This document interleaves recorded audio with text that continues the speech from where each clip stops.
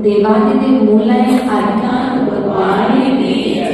देवादिदेव शासनाय भगवान महावीर स्वामी की जय। आचार्य भगवंत सुखचंद्र स्वामी की जय। आचार्य भगवंत विलास सागर जी विशुद्ध सागर जी महाराज की जय। मम दीक्षा शिक्षा दाता संयम प्राण प्रदाता आचार्य गुरुवर विवाह सागर जी महाराज की जय। श्री माता जी की जय। अन्नयार्यता संघ की जय। ये दो तीनों राजकन्याओं ने श्रेणी कुमार के लिए देखने का भाव बना लिया है और जब उन्होंने मन में भाव बना लिया है उस भावना की पूर्ति के लिए उन्होंने अपनी भावना अभय कुमार के समक्ष प्रकट कर दी और जब वह भावना उन्होंने अभय कुमार के समक्ष प्रकट की, अभय कुमार भी उनकी भावनाओं की पूर्ति के लिए प्रयास करने लगे और राज मंदिर से उन्होंने अपने गृह निवास तक एक गहरी सुरंग बनवाई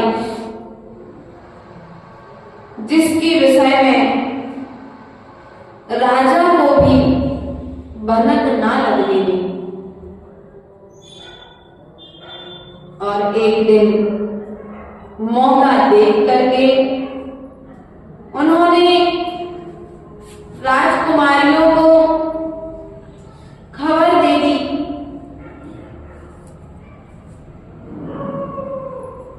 कि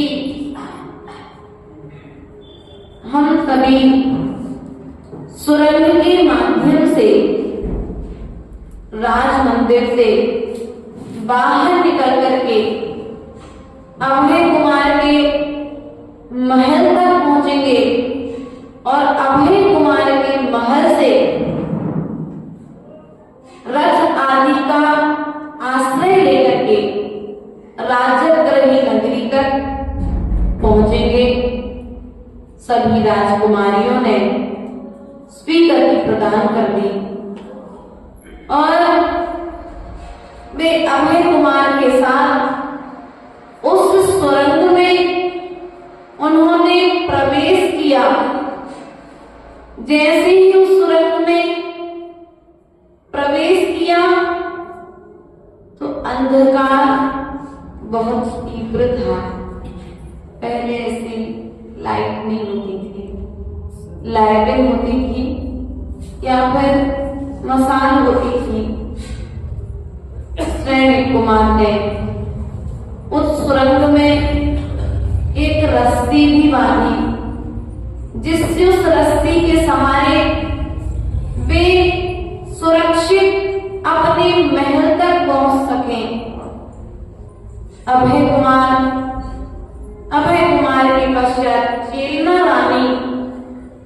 रानी के पीछे चंदना और चंदना के पीछे ज्येष्ठा, ऐसे चारों क्रम से सुरंग में प्रवेश किया और जैसे ही चारों ने सुरंग में प्रवेश किया तो ज्येष्ठा रानी राजकुमारी और चंदना राजकुमारी ने तो एक ने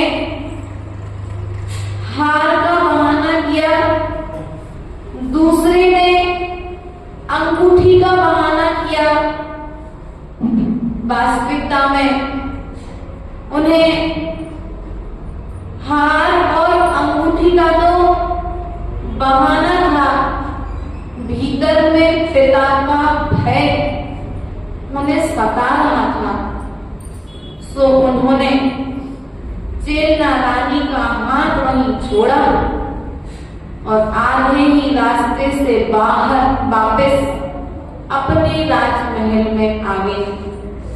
लेकिन अभय कुमार के साथ चेन्ना रानी चल रही थी, राजकुमारी चल रही थी। वह अभय कुमार के महल में पहुंची। वहां पहुंच करके अभय कुमार ने उसे रथ पर बैठाया और रथ पर बैठाने के पश्चात में वे राजगृह नगरी की ओर जाने लगे।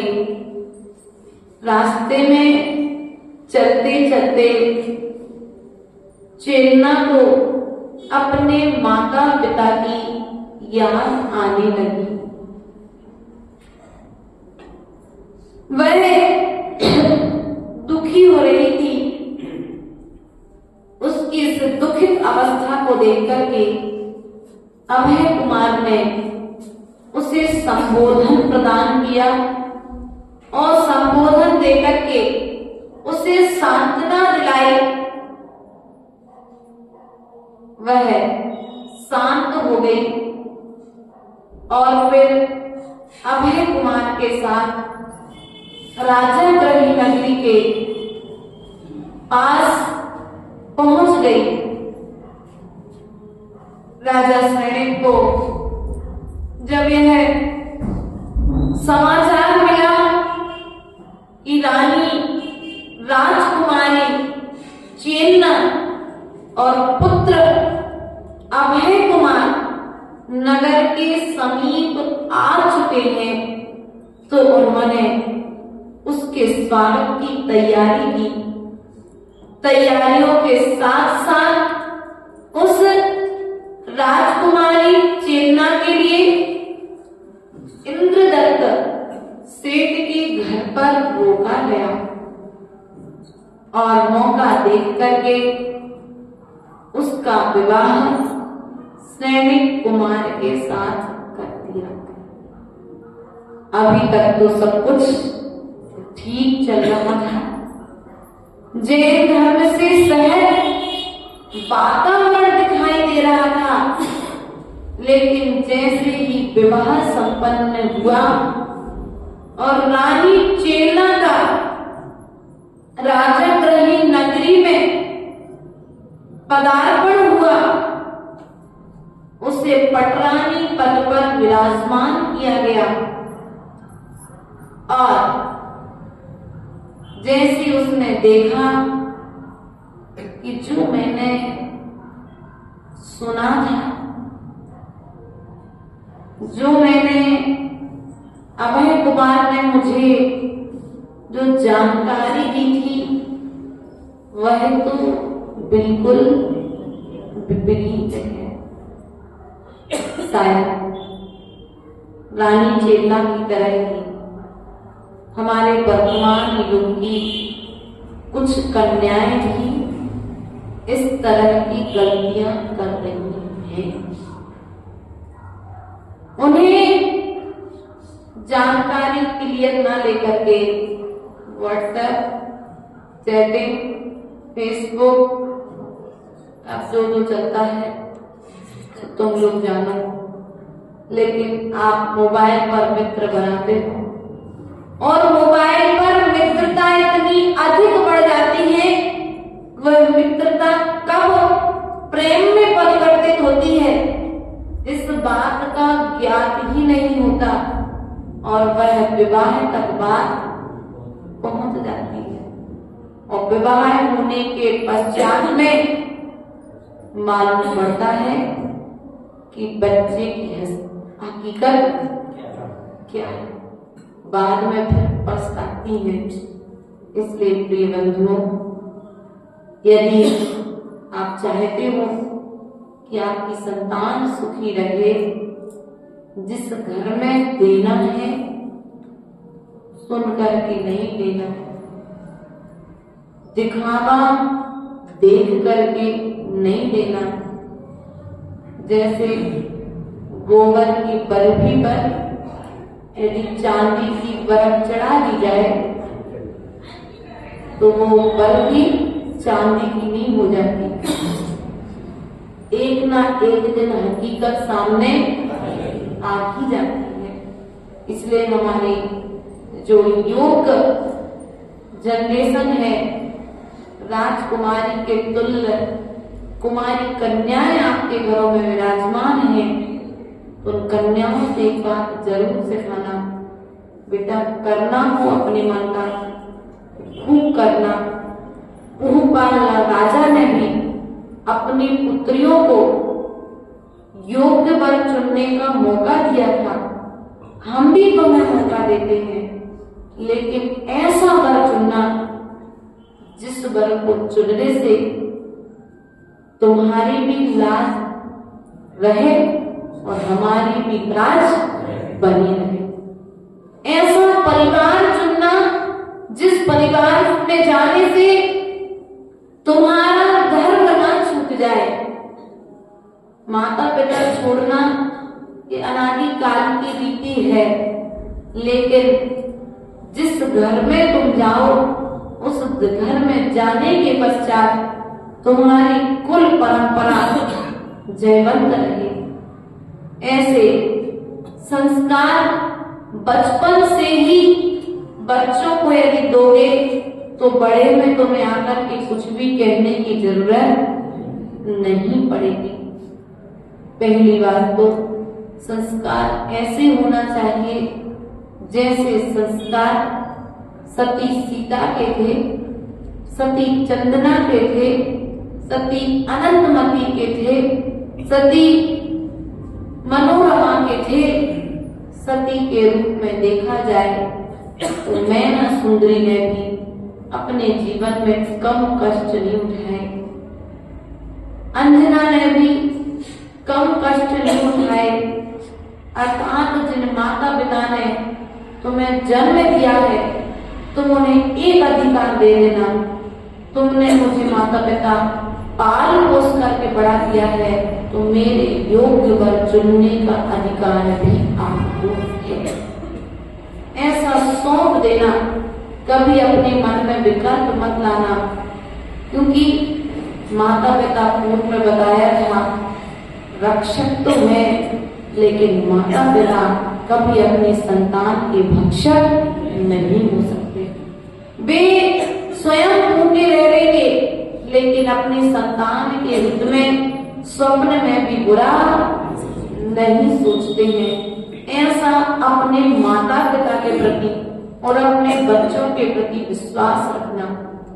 रानी चेतना ने धर्म की महिमा को सुनकर के अब उसके बहकावे में आकर के उसने जो भूल की वह बहुत पछताई, और पछताने के पश्चात भी उसने अपना धर्म नहीं छोड़ा।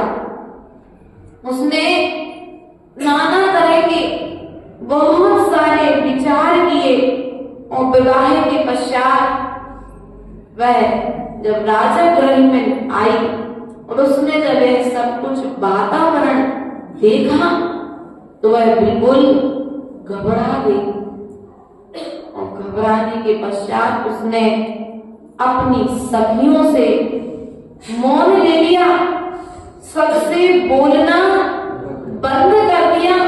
अब मैं क्या बोलूं, क्या देखूं, क्या कहूं, क्या हंसूं। उसे तो अब ऐसा लग रहा था जैसे जीवन ही पूरा बेकार, जैसे एक पत्नी का पति मर जाए तब उसकी स्थिति कैसी होती है, वह स्त्री ही समझ सकती है। पड़ोसी तो आकर के सांत्वना देकर के चले जाते हैं। बस वही स्थिति धर्म प्रेमी उस चेतना की भी हो रही थी। वह चेतना रुदन करते हुए, अपने भाग्य को कोसते हुए, अपने मुख से बार बार यह कह रही थी, पहाड़ से गिर करके मरना श्रेष्ठ है। हलाहल विष पी करके मरना श्रेष्ठ है, सर्प के मुख में प्रवेश करना श्रेष्ठ है, शेर के मुख से मरना श्रेष्ठ है, लेकिन जिन धर्म के बिना श्वास भी लेना अच्छा नहीं। उसे इतना वहां पर खराब लगा था, उसे वहां पर जिनेंद्र भगवान की एक भी फोटो ना दिखी, वहां पर जिनेंद्र भगवान के अनुयायी निर्ग्रंथ गुरुओं का दर्शन ना मिला, तब वह परेशान हो गई। और आज वर्तमान में स्थिति क्या है? रानी चेलना को दर्शन नहीं हुए, वो इसलिए परेशान है। और आज के कई श्रावक, अब तुम लोग समझ जाओ, नहीं अरे बात बड़ौलिया की तो बात ही नहीं करते, अपन तो बड़ौलिया के बाहर वालों की बात करते हैं। प्रिय बंधु, आज लोग कहते भैया कितने दर्शन करें हम, कितने माता जी महाराज जी आते हैं, नहीं, लेकिन सम्यक दृष्टि जी कभी भी अपने भाग्य को कोसता नहीं है, क्योंकि साधुओं का आना हमारे भाग्य को वृद्धिगत करता है, हमारे सौभाग्य को जगा देता है। पता नहीं किस साधु के दर्शन से तुम्हारे कौन से काम बन जाए, तुम्हारी कौन सी किस्मत का ताला खुल जाए। वह भोगों को भोगती हुई रानी चेलना यहाँ पर कह रही थी कि चक्रवर्ती के समान वैभव माना भी मुझे श्रेष्ठ नहीं लग रहा है, मुझे विधवा होना श्रेष्ठ है। क्या कहा? मुझे विधवा होना श्रेष्ठ है, लेकिन जिन धर्म से वैध जीवन जीना श्रेष्ठ नहीं है। प्रिय बंधुओं, इतना धर्म के प्रति प्रेम सच्चा सम्यक दृष्टि ही कर सकता है।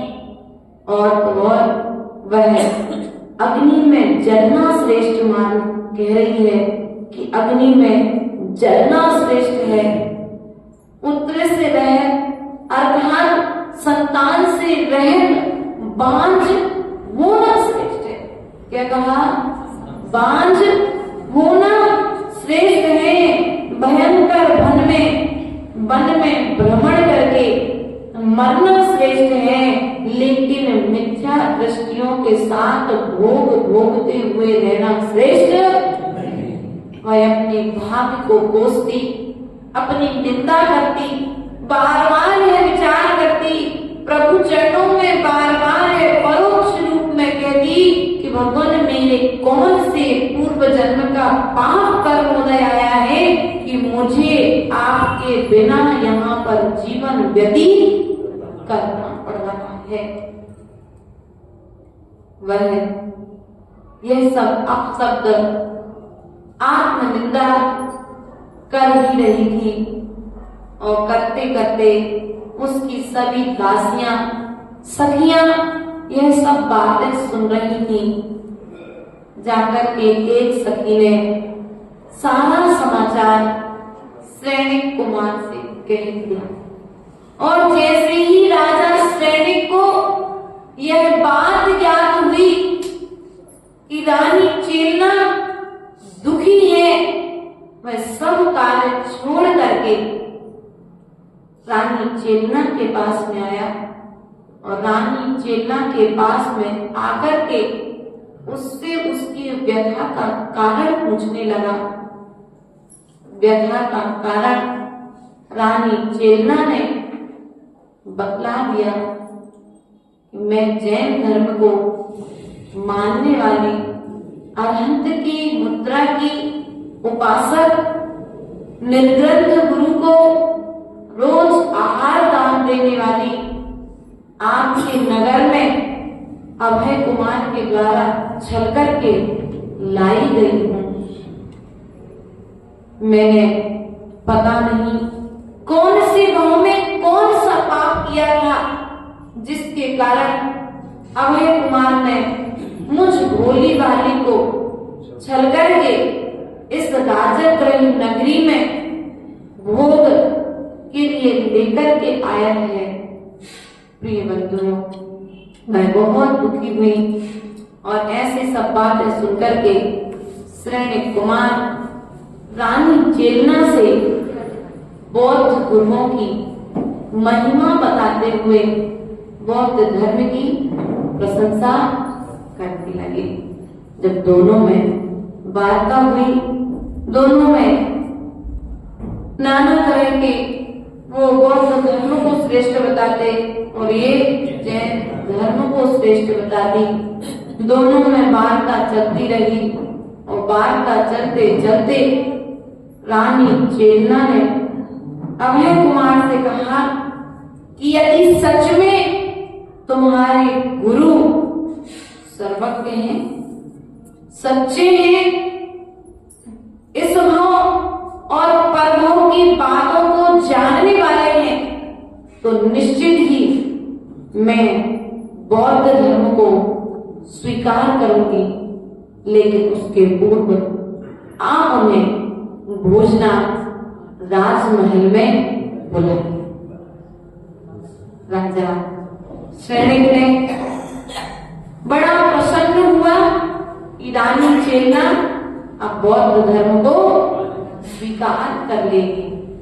उसने बौद्ध गुरुओं के पास में समाचार भेजा कि रानी चेलना आपके दर्शन करना चाहती है। अंधा क्या चाहे? दुआ में। बस वो भी यही चाहते थे कि जो जैन धर्म का प्रचार प्रसार रानी चेलना के माध्यम से राजगृह नगरी में हो रहा है, वह किसी न किसी तरीके से बंद हो जाए।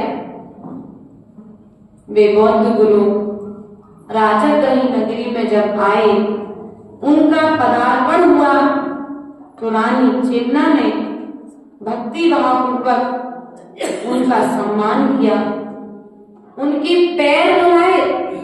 क्या किए? उनके पैर धुलाए, उच्चासन ग्रहण कराया।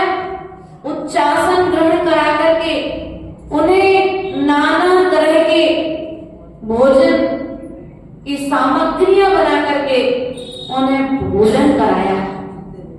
जब वे भोजन करने में लीन हो गए तो भोजन करते करते उस रानी चेलना ने उन बौद्ध गुरुओं के भोजन में बाएं पैर की एक चप्पल अपनी दासी से कह करके उठवाया और उठवाने के पश्चात उस चप्पल के इतने छोटे छोटे टुकड़े किए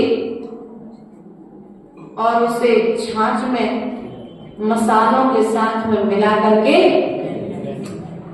दे दिया। रानी चेलना ने देखा रानी चेलना ने देखा कि बौद्ध गुरु भोजन करने में अच्छे से लीन हो चुके हैं, सो उसने वह छाछ भी सबको परोस दी। जैसे ही वह छाछ परोसी, सब उस छाछ को पी गए। भोजन करने के पश्चात में जब वे अपने अपने स्थान को प्रस्थान करने लगे, राजा तो समझा अब तो बात बन गई। कुछ ही क्षणों के पश्चात रानी चेलना अब मिथ्या धर्म को स्वीकार कर लेगी, लेकिन रानी चेलना सच्ची सम्यक दृष्टि थी, वो कहाँ अन्य धर्म को स्वीकार करने वाली। जैसे ही गुरु भोजन करके प्रस्थान करने लगे तो सबने अपने अपने चप्पल पहनी देखी तो एक एक चप्पल सबकी। रानी चिन्ना ने कहा, स्वयं गुरुओं ने कहा, हमारे एक एक पैर की चप्पल कहाँ है? वे ढूंढने लगे।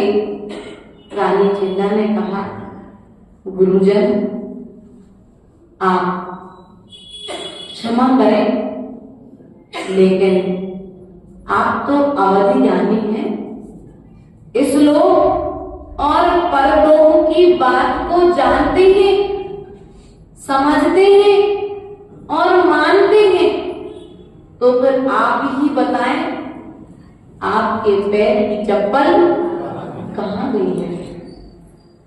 उनको मिथ्या गुरुओं को बड़ा बुरा लगा। वे दुखी हुए भीतर ही भीतर अपने आप को कोसने लगे। वे एक दूसरे का मुंह देखते हुए वे बार बार रानी चिन्ना से अपनी चप्पल के विषय में पूछ रहे थे, लेकिन रानी चिन्ना तो धर्म और अधर्म का उन्हें उपदेश दिए चले जा रही थी। एक भिक्षु ने कहा, कहीं तुमने हमारी चप्पल भोजन में तो नहीं खिला दी? उसने कहा, हाँ, आपकी चप्पल आपके ही पास में है, बस आप उसे ढूंढने का प्रयास करिए। एक गुरु को ग्लानि बस बमन हो गया, और जैसे ही उन्हें बमन हुआ तो उन्होंने उस बमन में देखा कि उनकी चप्पल के टुकड़े उसमें निकले हैं। प्रिय बंधुओं, अब वे और अधिक राजा पर गुस्सा होने लगे, और राजा भी अपनी रानी चिन्ना की इस तरह की कृत्य से बहुत दुखी हुआ कि तुम किसी का यदि सम्मान नहीं कर सकते तो कम से कम अपमान भी मत करो। ऋणिक कुमार अब निरंतर उस रानी चिन्ना को समझाने लगा, और जैसे ही ये गुरु यहां से अपने स्थान के लिए प्रस्थान किया कि कुछ ही समय पश्चात उस राजगृही नगरी में दूसरे मिथ्या गुरुओं का आगमन हो गया। और जैसे ही मिथ्या गुरुओं का आगमन हुआ तो रानी चिन्ना ने उन्हें के लिए रुकने के लिए अच्छे से तैयारियां करवाई, और तैयारियां करने के पश्चात उनका भोजन कराया। आदि उनको जो साधन लगते थे वे सब साधन उपलब्ध कराए, और सब कार्य पूर्ण करने के पश्चात वह उन गुरुओं से जब मिलने के लिए पहुंची तो एक ब्रह्मचारी जो गुरुजनों के समीप में बैठा था, उस ब्रह्मचारी ने कहा कि अभी गुरुजन आपसे नहीं मिल सकते। बोले क्यों? मुझे कुछ उनसे समाधान चाहिए। उसने कहा नहीं, अभी गुरुजी सिद्धालय में विराजमान। कहां पर विराजमान है? सिद्धालय में विराजमान है। उनकी देह तो यहाँ पर है, लेकिन उनकी आत्मा भी सिद्धालय में विराजमान है। रानी चिन्ना ने जब यह शब्द सुने तो उसने मंडप में आग लगा दी, और जैसे ही उसने मंडप में आग लगाई, सारे के सारे भिक्षु यत्र तत्र सर्वत्र भागने लगे। अब तो राजा सैनिक के क्रोध का पारावार ना रहा। वह बहुत दुखी हुआ, अंदर अंदर बहुत संताप करने लगा कि सच में मेरी प्रिय पत्नी चेलना ने यह बहुत गलत कार्य किया है। इसे किस तरह से मैं समझाऊं जिससे यह जिन मत को छोड़कर के मिथ्या मत को स्वीकार कर ले। ऐसा विचार वह बार बार मन में कर रही थी, और जैसे ही मन में विचार श्रेणिक कुमार मन में बार बार इस तरह का विचार कर ही रहा था कि रानी चेलना भी उसके समक्ष आ गई। और जैसे ही रानी चेलना उसके समक्ष आई तो वह श्रेणिक कुमार उस पर बहुत अधिक क्रोधित हुआ। वह कहने लगी, देखो मैंने कोई गलत कार्य नहीं किया। गुरुजन सिद्धालय में जाकर के विराजमान थे, उनका यहाँ पर खोखला शरीर रखा था, तो मैंने उसे जलाने की चेष्टा की। कम से कम सिद्धालय में वो पहुंच गए हैं तो सुख से रहे, पुनः इस शरीर में वापस न आवे। वह श्रेणिक कुमार रानी चेलना को बार बार समझा रहा था, लेकिन रानी चेलना ने तो दिगंबर गुरुओं के चरणों में रहकर के ज्ञान का अध्ययन किया था, सो वह तर्क ज्ञान के द्वारा श्रेणिक कुमार से न हारी। और उसने श्रेणिक कुमार से कहा, सुनो मैं तुम्हें एक कथा सुनाती हूँ, यदि मैंने कोई गलत कार्य किया हो तो तुम मुझे कहना।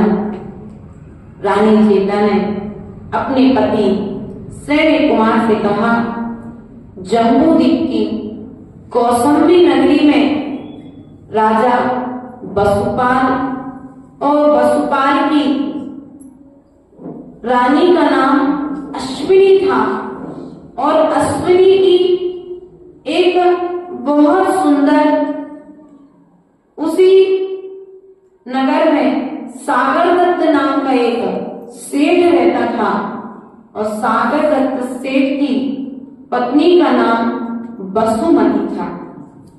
और वसुमती और वसुपाल, राजा वसुपाल, सागर दत्त सेठ और वसुपाल के मध्य में एक शर्त स्थापित हुई कि यदि वसुपाल के यहाँ पर पुत्र और सागर दत्त के यहाँ पर यदि पुत्री होगी तो दोनों अपनी पुत्रियों का पुत्र पुत्री का संबंध, जैसे पूर्व में परंपरा थी गर्भ में ही बच्चों के रिश्ते तय, पहले से मित्रता में संबंध हो जाते थे।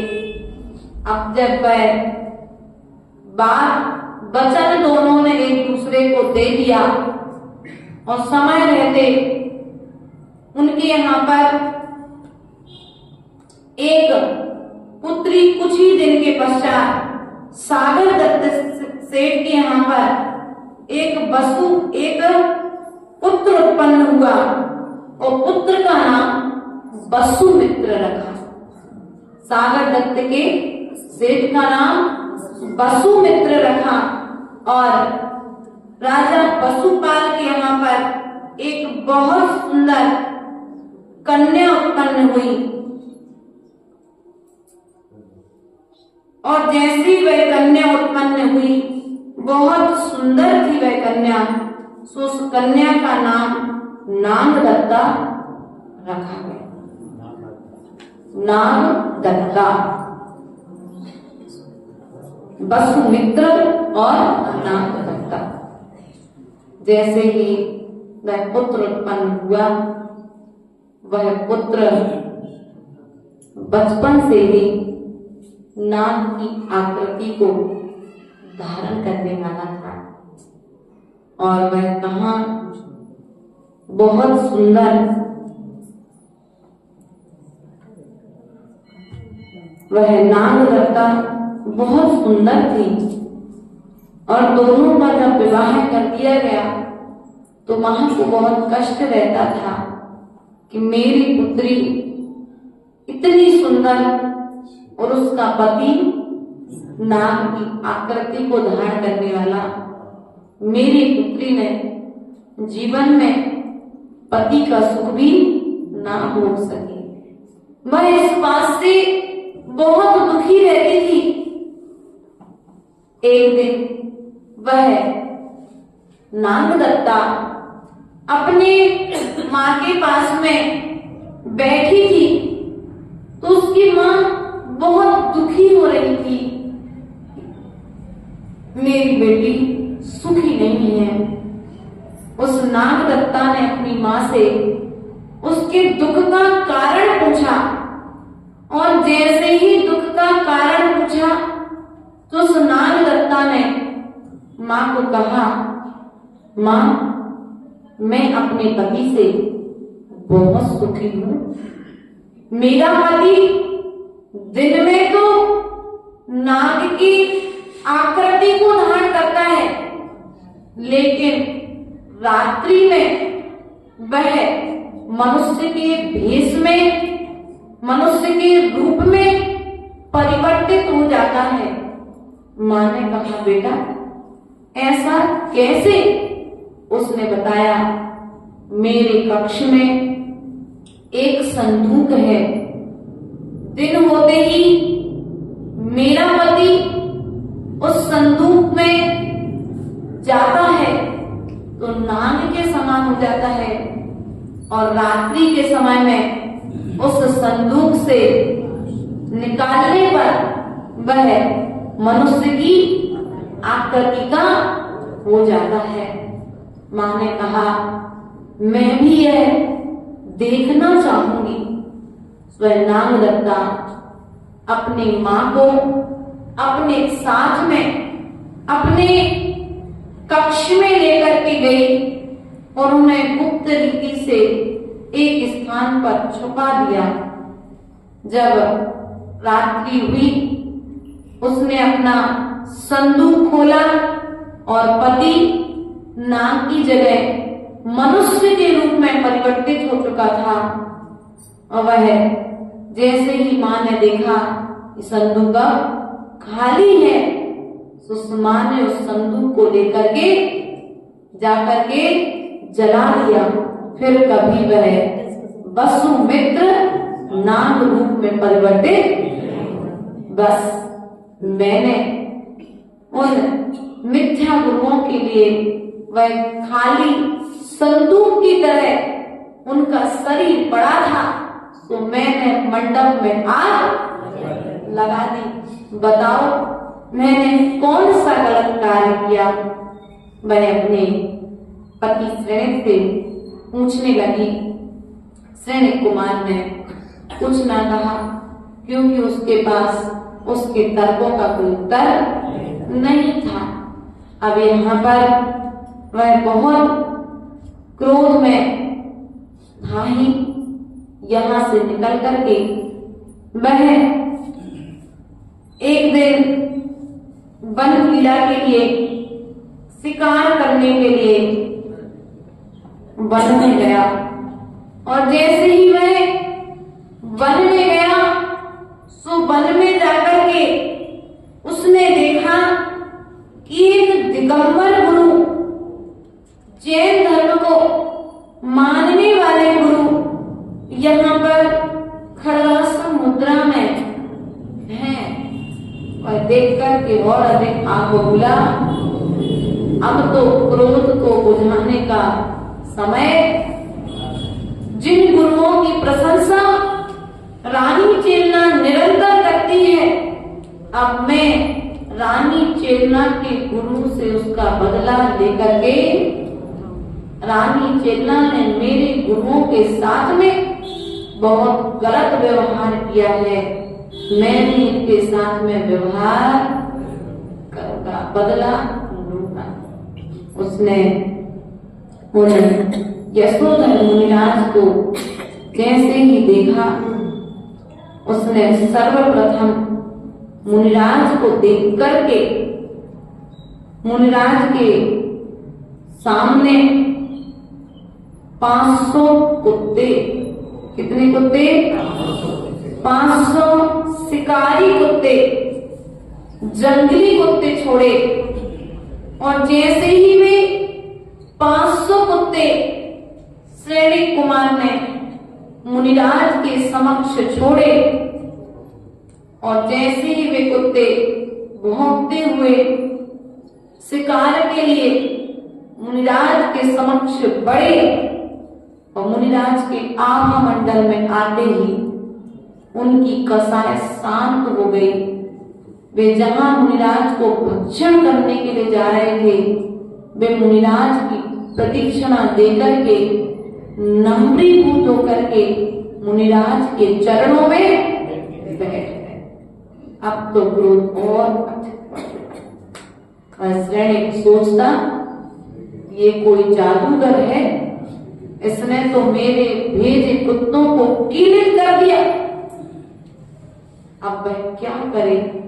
उसने पुनः दूसरा प्रयास किया और मुनिराज के ऊपर में एक जो वहां पर एक सर्प देखा उसने, और जैसे ही सर्प को देखा, पहले तो उसने अपनी तलवार निकाली मुनिराज को मारने के लिए, लेकिन जैसे ही उसने तलवार निकाली, उसने देखा जमीन पर एक सर्प जा रहा है। उसने अपनी तलवार से, क्रोध की दशा देखो क्या होती है, अपनी तलवार से उसने उस सर्प को मार डाला, और वह सर्प मार करके उसने मुनिराज के गले में डाल दिया। और बड़ा प्रसन्न हुआ, बड़ा प्रसन्न होकर के, खुश होकर के राजा रही नगरी को वापस लौट गया। मानो उस समय उस राजा सैनिक ने 8 रौद्र ध्यान के परिणाम किए थे, तो तत्काल 7वें नरक की 33 सागर की आयु का उसने बंध किया। और ऐसा विचार कर वह वहां से चला गया, और जाने के पश्चात में अब वह किस प्रकार से आगे रानी चेतना के लिए घटना किस प्रकार से ज्ञात होगी, मुनिराज के गले से सर्प किस प्रकार से निकलेगा, या क्या घटना होगी, इस विषय को पुनः हम कल इसी समय पर समझने का प्रयास करेंगे। बोले परम पूज्य आचार्य गुरुवर विभव सागर जी महाराज की द्वादशांक मां जिनवाणी की। नमो जी राम।